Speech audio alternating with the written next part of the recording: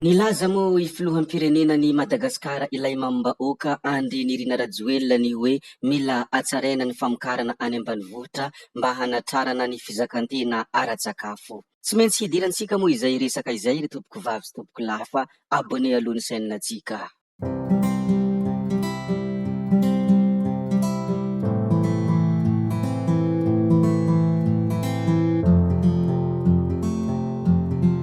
Androany moa isika iresadresaka ny zavatra izay nambarany Andry Nirina Rajoelina ilay filoham-pirenenan'i Madagasikara. Raha vao miresaka izany Andry Nirina Rajoelina izany dia fitiavan-tanindrazana avy hatrany ao anatin'ny lohan'ny malagasy tsirairay avy, ary tonga dia hita amin'ny bika aman'endrika sy ny fihetsika rehetra izay ataony fa tena olona manana finiavana sy fitiavan-tanindrazana izany filoha tanora mavitrika mahavita azy izany.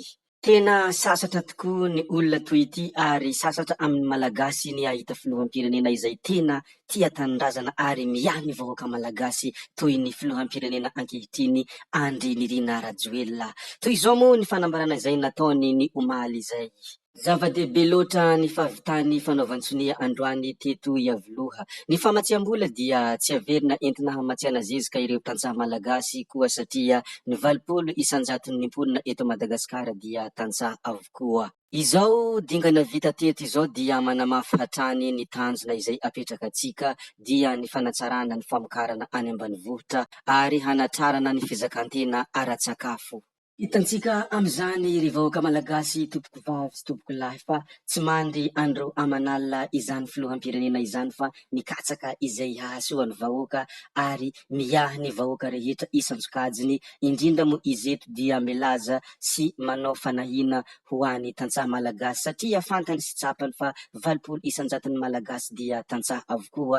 Noho izany dia tsy maintsy hatsaraina izao zavadrehetra izay tokony hatsaraina any ambanivohitra izao, indrindra resaka famokarana ary mba hanatrarana ny fizakantena ara-tsakafo. Koa dia merci président, tena mendrika isaorana ny zavatra toy izany. Ndeha isika rehetra hiaraka ankasitraka ny filoham-pirenenantsika, hiaraka hanao merci président. Isika raha te moa dia nampianarina ilay tsenjery tany amin'ny kilasy ambaniny hoe mahaiza misaotra raha misy manome ny zavatra ho anakingy teny hoe misaotra tompoko. Merci président. Rehefa avy nilaza ny fanatsarana ny famokarana ambanivohitra sy hanatrarana ny fizakantena ara-tsakafo moa ny tenany, dia mbola nilaza ihany koa izy ny amin'ny hoe hisitraka ity zezika ity ny tantsaha malagasy rehetra, ary ho ataontsika laharam-pahamehana amin'izany ireo tantsaha havantsika izay niharamboina noho ny rivo-doza tany amin'iny faritra avaratra iny, mba ho fanampiana azy ireo sy hanarenana ny fambolena marobe izay dibondrano dia natao io zavatra io raha araka ny fanambarana izay nataony président. Wow! Zany ka tena filoha ary tena sambatra i Madagasikara nanana filoha izany Andry Nirina Rajoelina izany. Isaorako Andriamanitra Andriananahary ary isaorako ny avondrindra fa nataony malagasy aho ary nataony Andry Rajoelina ny filoham-pirenenako. Tena sambatra tokoa ny tenako sy ny ambatako raha vantany vao manisy resaka izany filoham-pirenena mambahoaka izany. Merci foana président, mankasitraka président. Noho ny farany ihany koa moa dia tsy adinony ity filoham-pirenena ity ny nankasitraka hatrany ny vahoaka sy ny fitondrana sinoa, ary nankasitraka izany hatrany ny tenany noho ny firahalahiana sy ny fanohizana izy ireo asa fampandrosoana etintsika eto amin'ity nosy manalantsika ity, raha ny fanambarana izay nataony ity filoha ity. Tena fahendrena tokoa izany, mahay mankasitraka sy mahay misaotra izany, ary izany no mahatonga izay vahoaka mahay mankasitraka anao ry président, ary tsy mitsahatra manao hoe merci président, satria isika rehetra dia samy mahay mankasitraka daholo, ary araka ilay fomba fiteny manao hoe ny biby mitovy loko dia miaradia mandrakariva. Matoa nofidinay ianao dia tianay ary mahafapo anay, koa dia mankasitraka anao ary ankasitrahana manokana koa ianao mahay mankasitraka ireo rehetra izay tokony ankasitrahana. Apetraka tsika hatremo ny mikasika ny resaka ny filoham-pirenena Andry Nirina Rajoelina izay, ndeha ary tsika hiditra amin'ny resaka manaraka izay tsara ho fantatra hatrany. Tsara ho fantatra ihany ihany koa ary mahafaly anay moa ny mampahafantatra ny hoe Jocelyne Rahelihanta na Jocelyne Maxime, député filoha lefitry ny antenimieram-pirenena sy ny Emile Claude Sylvain, taleny fitantanam-bola ao amin'ny faritra Diana no tapaky ny vovonina Irmara hitondra ny fanevany any amin'iny faritra Antsiranana voalohany iny. Amin'ny fifidianana solombavambahoaka moa izany mazava ho azy moa fa i Jocelyne Maxime dia mbola ao anatin'ny vovonina isika rehetra miaraka amin'ny Andry Rajoely amin'ny fifidianana solombavambahoaka izay ho tanterahina amin'ny 8 May ho avy izao. Mahavelom-bolo ary tena hita fa sambatra tokoa izany Antsiranana voalohany izany manana ity Jocelyne Maxime ity, aingane ho lany ary malehova mahalasana ary mahatratrara ny tanjona irina ihany koa.